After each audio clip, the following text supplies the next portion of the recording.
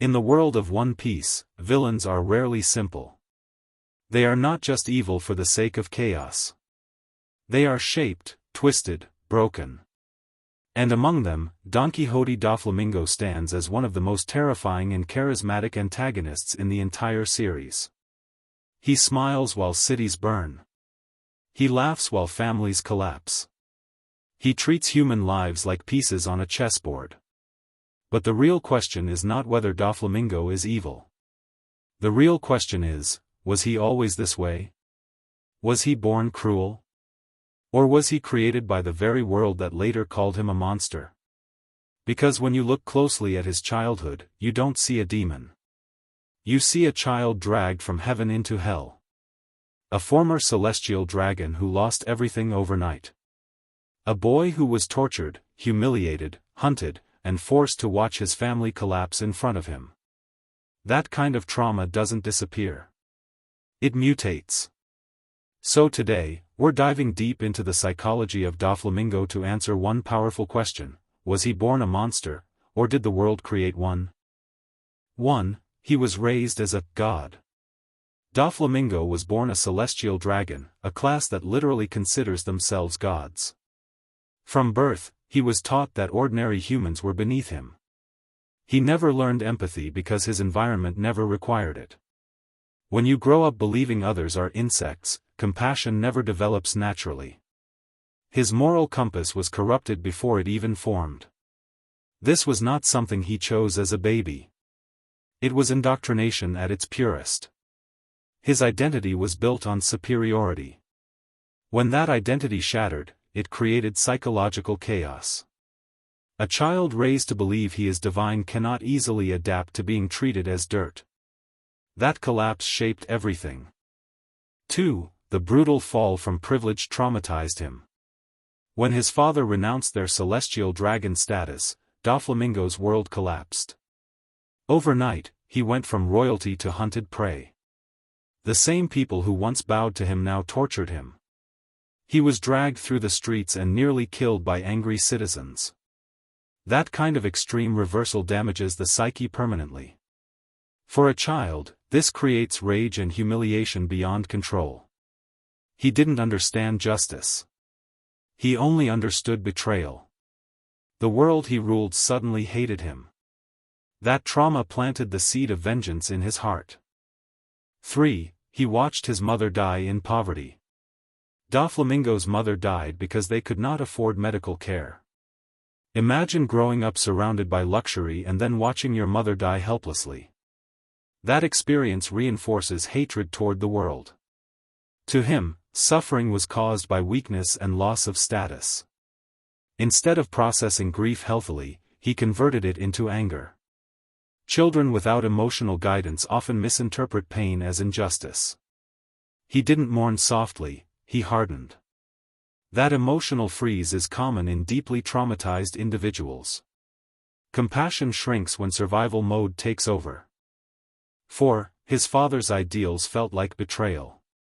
His father, Homing, believed humans and celestial dragons were equal.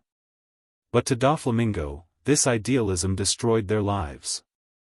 He saw his father's morality as weakness. Instead of seeing goodness, he saw foolishness. That internal conflict made him reject empathy entirely. He associated kindness with suffering. This is crucial psychologically. When a child links morality to pain, they reject morality. His father tried to teach equality, but trauma drowned that lesson. Doflamingo concluded that power, not kindness, keeps you alive. 5. He killed his father at a young age. The moment Doflamingo killed his father, something irreversible happened. Killing at such a young age rewires the psyche. It destroys innocence completely. That act wasn't just revenge, it was transformation. He chose control over vulnerability.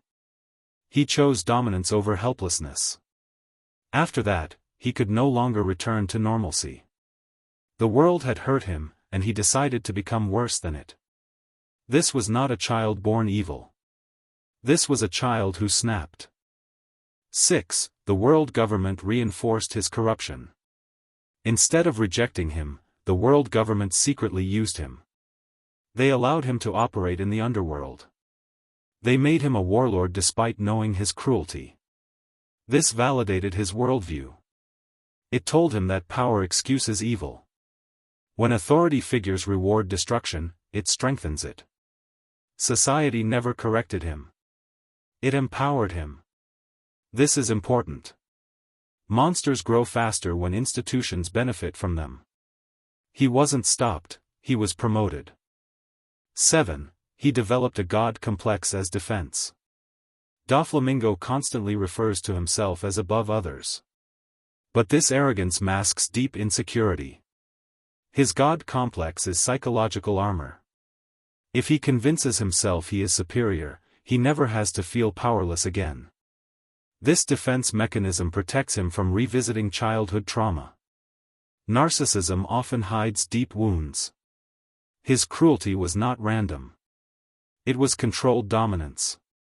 He manipulates others because once he was manipulated by fate. Control became his addiction. 8. He believed the world is inherently cruel. Doflamingo repeatedly states that justice is meaningless and the winners define morality. This belief was shaped by his childhood experience. He saw how quickly society turned violent. He saw how power determines truth. From his perspective, kindness is a lie. This philosophy didn't come from birth.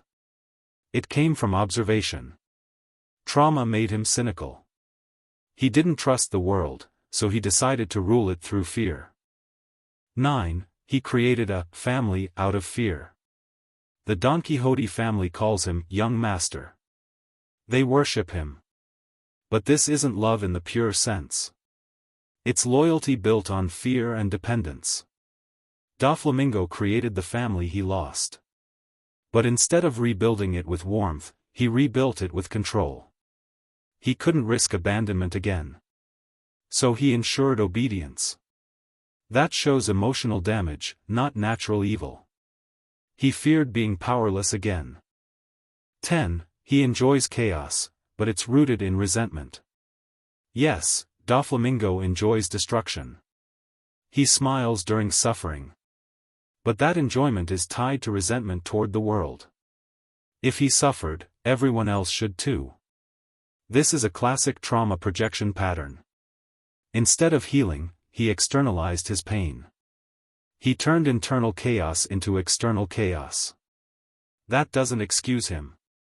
But it explains him. He wasn't born craving destruction. He learned to love it because it gave him power. So was Doflamingo born a monster? No. He was born into privilege, indoctrinated into superiority, and then violently thrown into suffering. But here's the uncomfortable truth: trauma explains behavior, but it doesn't justify it. Many characters in One Piece suffered. Not all of them became tyrants. What makes Doflamingo tragic is that he had moments where he could have chosen differently. But every time, he chose power over healing. He is not evil because he suffered. He is evil because he decided the world deserved to suffer with him. And maybe that's what makes him one of the greatest villains in anime history, not because he was born a monster, but because he became one.